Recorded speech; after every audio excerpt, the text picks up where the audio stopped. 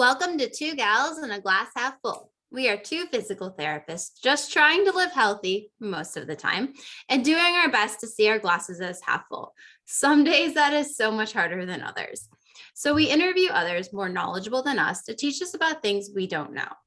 I'm super excited. We just finished the month of July talking about toxins in our products, and now we're moving on to leadership. And how leadership is not just someone that runs a business. There's so many aspects to leadership. But first, Dr. Jess, what do you have in your glass today? Well, today I have a little bit of water with some fresh lime because I like when it has a little bit of that tangy taste. I end up drinking a lot more water when it tastes just a little bit better. So right now I have lime in the fridge. So that's what I'm drinking. So Dr. Bobby, what's in your glass? I have some water as well. I don't have lime. I love lime. It's like my favorite, but I don't like lemon in my water, but I like lime. There you go. I had a weekend outside, a lot of sun. So I'm feeling that dehydration a little bit still. So Absolutely. That happens, especially when it's warm out. yes. All right. And so today we have a special guest with us. This is Petergay, and she is going to be our esteemed guest. We have information that's going to be about her tagged in the information in this episode on YouTube. So you will have all sorts of access to learn more about our guest, but we are going to let her introduce herself before, and then also tell us what's in her glass. So my name is Petergay Sterling. I'm a mental health therapist and a registered nurse. How deep do you guys want me to go? I was in the military for about 10 years. That's important. And while I was in the military, I used my education benefits and got my master's degree in mental health counseling, and then later on nursing. Awesome. I'm in school right now to be a psychiatric nurse to prescribe. Very cool. Yeah, I own a therapy company, and that's pretty much me. Yeah. And what's in your glass this morning? So I have 2 liters of water, and I'm gonna force myself to drink this today. So There you go. that's my goal. I need a big cup like that to like help me increase my water intake. Listen, I like it. It's a commitment. It is. Absolutely. Yeah. I think that's a great strategy to use, is to have the big vessel like that. Cause then it's like, it makes the goal very realistic. Absolutely, because you can see it. Exactly. Sometimes when I have just a glass, I end up like finishing it and then I forget to refill it. And then all of a sudden it's the end of the day. I'm like, I've had 1 glass of water all day. Yep. That's terrible. And then I end up drinking too much before bed, and then I have to pee, which is a bummer. That's exactly what happens to me. So I get it. I say because it happened last night, because I didn't drink enough water yesterday, and then I end up having a couple of glasses of water at the end of the day, and then I'm like, great. Well, I had to get up and let my dog out anyway. She's old and her bladder doesn't make it through the night either, so I was like, we're both up. All right. So as far as the leadership, right, we want to really explore over this month a lot of different aspects of leadership. In this episode, though, we are going to take a step back, and we want to talk about maybe understanding ourselves a little bit before we go into talking about leadership as a whole. Because a lot of times, if we better understand ourselves, then it's a much better starting place for growing into leadership. So that's why we have a mental health counselor with us today who is much better at this kind of stuff than we are. So Petergay, Yes. as a mental health counselor, what are some strategies that we can implement to better understand maybe ourselves a little bit more, like our personality type, or maybe some of like our tendencies for leadership? Are there different like personality quizzes that you will offer people to do, or leadership quizzes, things like that? There's things that I've done in the past that I've found helpful for myself. So, but I wasn't sure if there's any ones that you typically will recommend or utilize. Well, it's interesting that you just asked me that, because I took an assessment yesterday, which is really random. I took it for school. It's the Don Clifton assessment that tells you your strengths. Okay. Yeah. So there's 40 different types of strengths. I scored mostly in strategic, influence, and I can't remember the last one, but that's what I took yesterday. And that kind of told me a lot about myself as a leader and how to put my strengths into action. I I love that assessment, but I also hate it because it told me that I rely a lot on extrinsic factors in order to lead. So I care about recognition, which is something that you don't ever really want to admit, right? Sure. So Uncomfortable, right? it is so uncomfortable. Yeah. But so that's a really good assessment. It's by Don Clifton and it's Okay. called the Strength Finders Assessment. Okay. That's awesome. Have you heard much about the Enneagram? I'm not really that familiar with it. People come and tell me that they're INFJ, and but I've Right. never really had the time to research it. Gotcha. Yeah. It's one that we've been using with our office. And Mhm. the I think what we like about it is that it's like shorter, so it doesn't take too long to take the test. And then it's helpful because some of the descriptions give you the, like, if you're a type of, there's like different numbers. There's Right. like the healthy version of that number, and then there's the unhealthy version of that number. And so you Okay. can kind of see both sides, and then you can Right. typically recognize a little bit of both in yourself. Right. Like- I'm gonna have to look into that. yeah, so yeah, there's all different kinds of personality tests that are out there. Mhm. It's something though that I have found helpful for me is Mhm. to take a personality test or three, Mhm. and it kind of gives you some insight into yourself, and you're Mhm. like, wow. And like what you did of like, apparently I do like recognition. Which is Maybe. which is crazy because I uh always think that I'm shy and I want to be in the background. hmm That test blew me out the water. It even told me that I need to put myself in the forefront and be visible because uh that's where I'll really shine. I couldn't Interesting. believe Oh, right. And then like today you're talking to us on a podcast. Look it. at Crazy. that. Which I was, apprehensive about because I'm so shy. Well, I Right. consider myself shy, but yeah, apparently Yeah. that's the way to lead. Yeah. I love it. I absolutely love that. All right. And so the other thing that I think I've done for myself that was helpful is that there's actual, like, there's personality quizzes that you can take. And then Mhm. there's leadership quizzes. Mhm. So they are different in the what your general personality type might lean towards. Like, are you more of like that aggressive personality where you have like really no problem with confrontation? We've met those Okay. people. And it's not a bad thing. It's just Mhm. they really are not uncomfortable with confrontation. Then you've got like the other side of it that are like, oh my gosh, this is the worst thing ever that someone came up and directly talked to me. And that's like, the polar opposite. And so, which is okay as well, right? We Right. all need to be different. And that's what makes us a society and a community. Right. And then there's quizzes that are specific to leadership itself. And then Mhm. that kind of, at least has helped me a little bit with, what are my tendencies? Do I like to make the answer and implement it? Do I like to ask every single person in the room for their feedback and Okay. then make a choice? Mhm. Or is it a mix?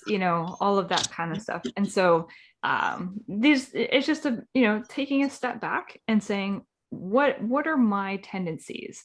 Because before I dive into leadership training or all of these exercises we can do, I think first understanding you is, Mhm. and your strengths, where your go-to is going to be. You're not going to try and fit yourself into this cog of what works for somebody else.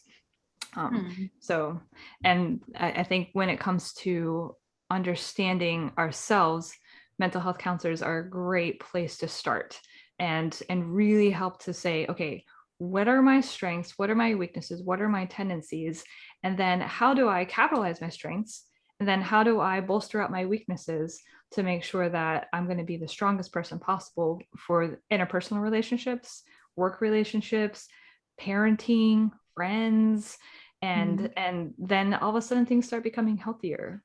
It's interesting. Yeah, right. Yeah, um I think because it forces you to look at those different areas without someone challenging you to look at the things that are scary, we can go into avoidance behavior and really kind of run away from those things. When you look at it, yeah, then maybe you'll do something about it. You'll take some action. right. And that's the idea, is just to say, where can I be my best self? So, and how do I do that? How do I become my best self? And I think, just step back, understand you. And if you can do that, then you can move forward.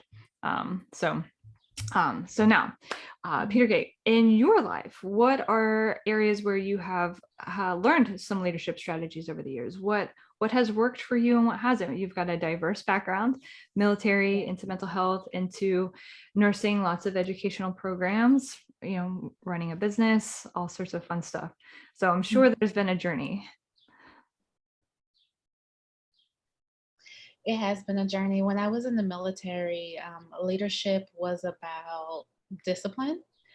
It was about being able to find the scary thing that could happen and prevent it from happening.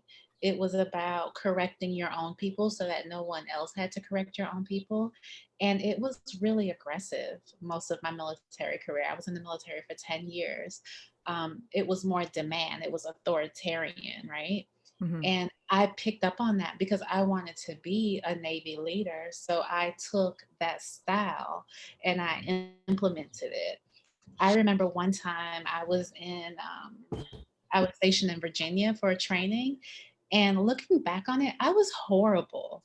I was a horrible, I was probably the epitome of a Navy leader because I was like, do this right now. And it was very like, Roger that. And I'm going to tell you what to do. But when I look back at that moment, I didn't feel good about that type of leadership style. So even though I was imitating the leaders, the people that are successful in the Navy, when I look back on that, I didn't feel good about myself. I don't feel good about how I probably made those people feel, not giving them a choice. And I know that you sign up for that when you join the military. But what stands out to me is that I had a leader. He was rare. He was one of a kind. I called him Super Dupe, Lieutenant Dupree. And he was so kind. He invested in me. If he had to tell me no or the troops no, he explained why it was a no. If he could invest energy and time into us, then he would. And that made us buy into the mission. I'll go fight a war for him because I care about him and I know that he has my back, so I want to have his back. He makes me look good, so I'm going to make him look good. And even though that style of leadership was very present for me when I was stationed at that command, everybody else was the authoritarian type. And so I did, what the majority was. I just thought he was rare. But it turns out now that transformational leadership is what I cling to. Invest in the people who I work with, right?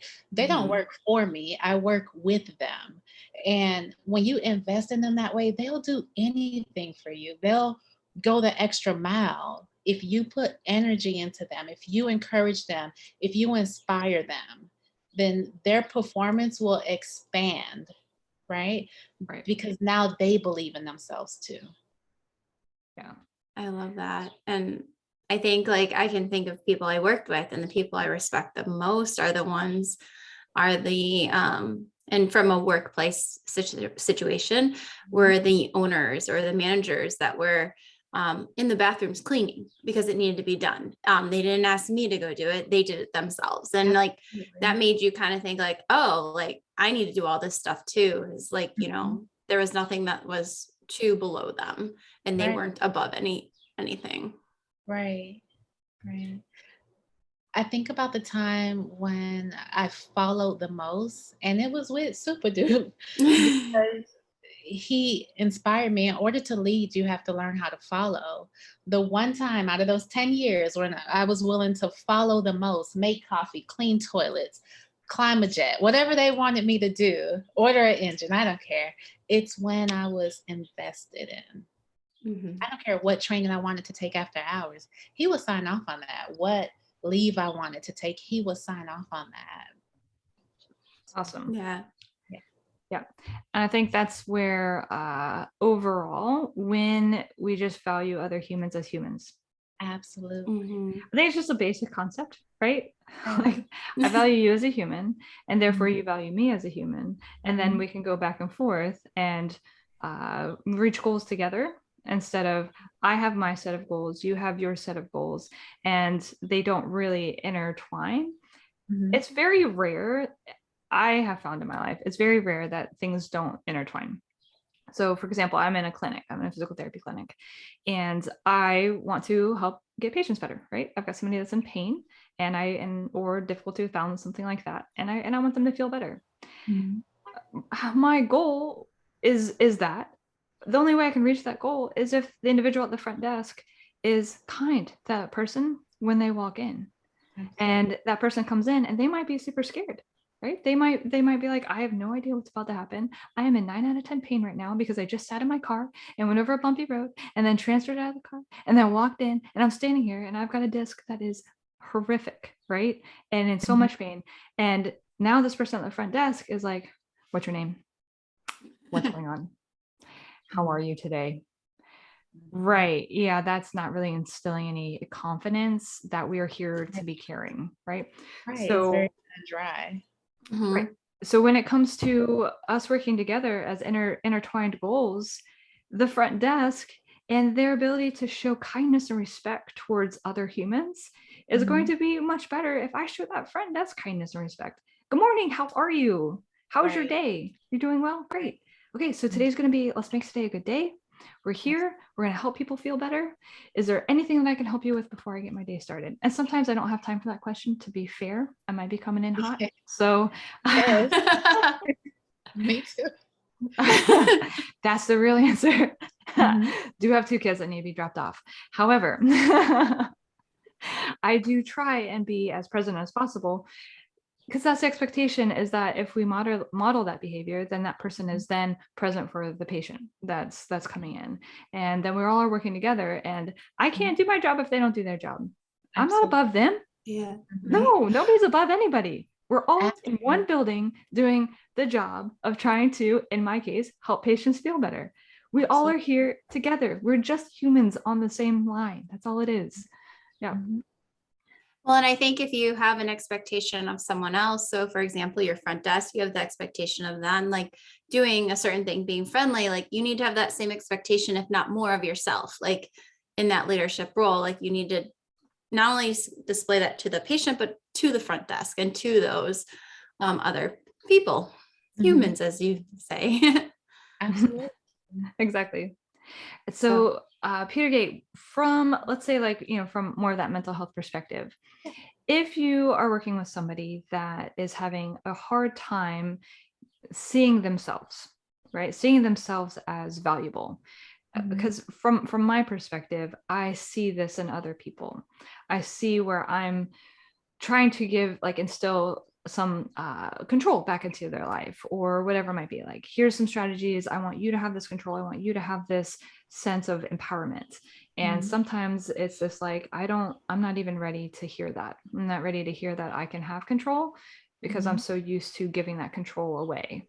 Mhm. So I think that's something that I've seen a lot over the years, and I've had to learn to step back and say, okay, whoa, like, let's explore that a little bit. And that's where typically I'll kind of maybe go towards that mental health counseling route.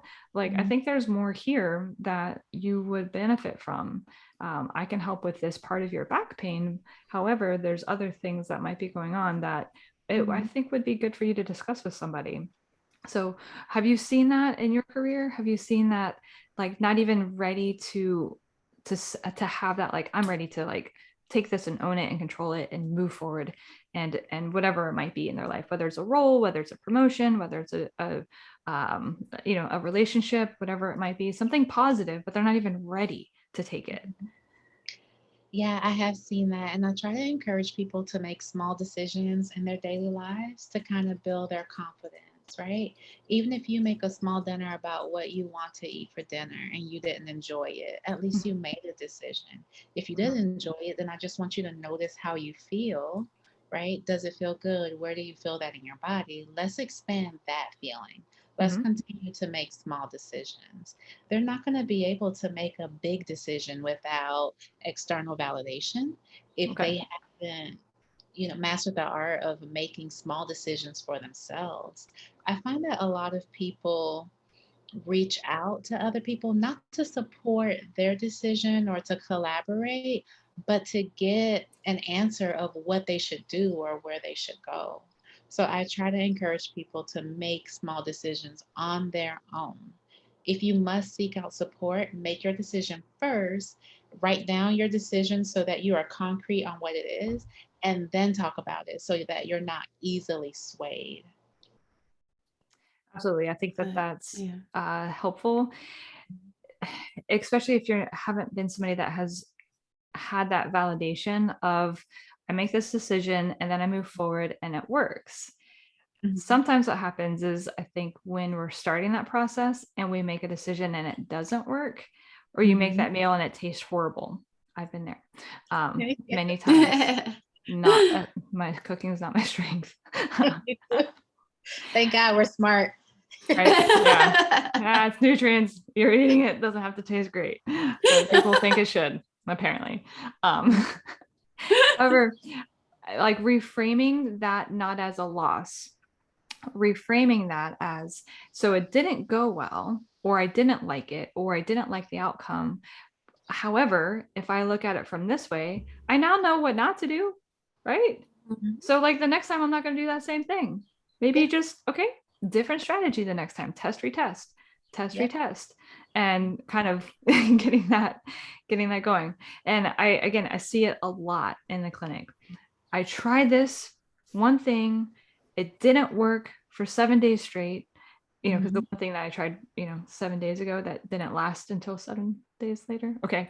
Mhm. Therefore I quit. I see it all the time. Yeah. And okay, so that's okay. That's okay to learn from that. No one's mad. We don't have to Mhm. beat anybody up over that. Mhm. It's just I have realized though that there is a lot that goes into making the decision, put yourself forward, is hard. It is. Why? Why is that so hard? I do it too. Okay. I'm not saying, like, I'm not pointing fingers. This is a glass house. Yeah, me too. I think that because we haven't been valued, right? So we don't see the value in our own skills or our own decisions, our own actions.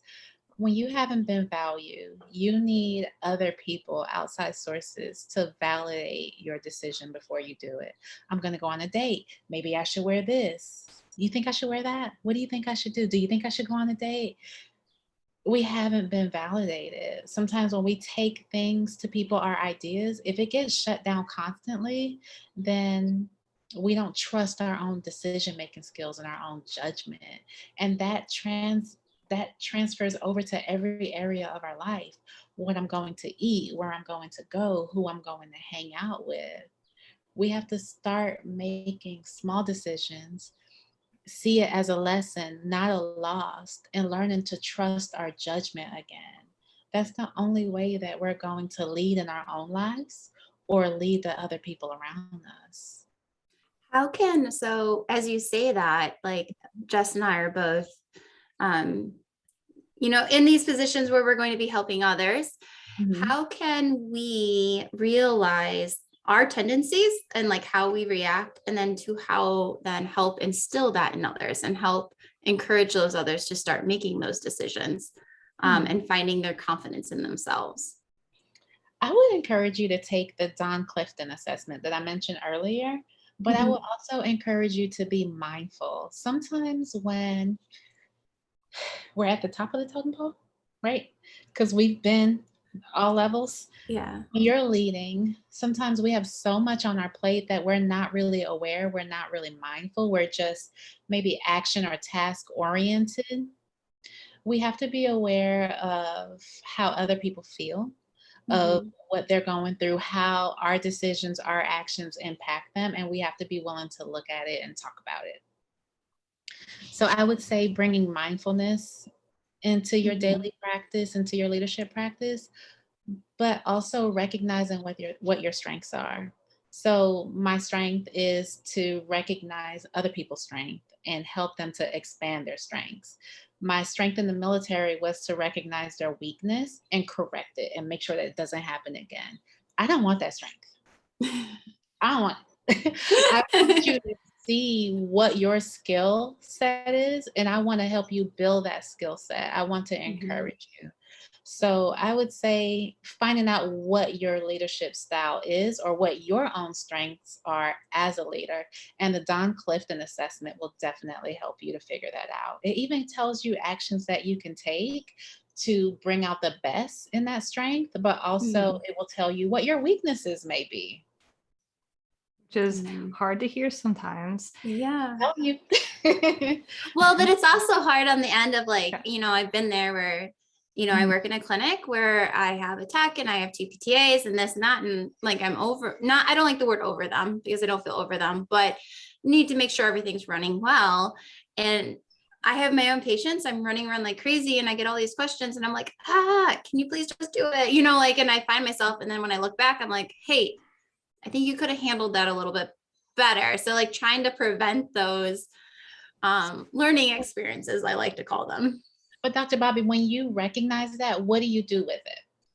That's where the leadership. So, right. And that's where I'll go back and I'll talk to them or like, I obviously apologize. Like if I did something I'm not really happy with and like talk about it, try to encourage them how they could better, I think a great example is our printer wasn't working. And I have like 3 patients. I'm doing all this and they're like, I can't get the printer to work. And I'm like, so I leave my patients to go fix 2 buttons on the printer and fix it. And I'm like, I need you to try A, B, C, D. Like when you come to me next time, I need you to say, hey, I've tried this, I've tried this, I've tried this, I've tried this. Like, so I know there's like some process behind that instead of just like hands in the air. I can't figure it out. So like it was me, like I'm empowering them to learn that process, like that cognitive problem solving. Right. But also like in the middle of like when I'm crammed with patients, like maybe not the best time to ask me about the printer. Right. Like trying to teach them that, but also then apologizing. Like, I'm really sorry. Like I need to take a deep breath before I tell you, like instruct you, things like that. So it sounds like you're already doing it because being a leader, right? We have to give other people authority. We have to delegate. We have to empower, but we also have to not pretend that we're perfect. And when we go back and we're accountable and we apologize, then we're showing them that we're human too, and that they can be exactly where we are. They can be who we are if that's their goal, if they're like an intern, right? So I think that you're already doing it, being aware, accountable, and empowering. We just have to continue to do that. It's an atomic habit. Have you ever heard of that book? I have. I think I really have actually. Yeah. I love the every part of being imperfect. And that's essentially what it is. That's all we are. Nobody is perfect. And when we are okay with it's uncomfortable to make a mistake. It's super uncomfortable. Yeah, nobody I don't want wants to be like that. No, and you're like, and like you play it back, you're like, oh man, that was a little much. However, I have found I do the same thing that Dr. Bobby does. It's you're just so busy, and somebody's coming to you, and your perception is that they haven't problem solved or haven't tried to figure out the solution. That's a perception. That might not be true. It's a perception. The mindful aspect of what you're talking about, Petergay, is helpful. So I am not perfect with this at all, However, yes, taking just a second and saying, what are my intentions before I speak? It's hard. Sometimes it's hard. What is my intention in this moment? Do I want learning to happen? Do I want empowerment to happen? Do I need a change real quick in behavior, whatever that might be, something inappropriate is going on? What is my intention? And make sure that I'm meeting the individual with an audience where hopefully they will hear what I'm trying to say. That is challenging when you're busy and task oriented because X, Y, and Z have to get done. Like this has to get done. And when you have a schedule and there's boom, boom, boom, boom, patient, that taking that 5 or 10 seconds feels like it's too much, but it's not, right? It's not. It's 5 or 10 seconds and it will drastically improve the rest of your day, the rest of your week, retaining staff, everything else. And that has been helpful. I'm not perfect with it. I have to apologize, just like Dr. Botany does. That probably came off a little wrong. I'm hungry. It's right before lunch. I was very busy running behind. I Mhm. apologize. That is no excuse for how I talk to you. Mhm. This is, however, how we could maybe avoid this situation in the future. And then I think to take it a step further, how can I prevent this from happening again, right? Exactly. So that Yeah. comes back to us on organization Yep. and front Putting those load. tools in place. Yep. Put them in place. Absolutely. All right. Well, Petergay, we very much appreciate you coming on board. We love talking with individuals that know more than we do. We find it helpful for ourselves. Hopefully, we can pass this information along to others and they can find it helpful as well. You can find this, any of the links about our guest today, you can find in the YouTube episode description. So find us on YouTube, Two Gals in a Glass Half Full. We are on Facebook and Instagram as well. So subscribe to the podcast. It's on Apple Podcasts. Subscribe to YouTube. You'll get the notifications when new stuff is coming out. And each week we do a lot of posting within social media as well. Just that if we know something, we want to share it with others, it'll be there. Hopefully you find it helpful. So follow along, everybody. It's a journey. All right. Bye, Petergay. Thank Bye. you. Take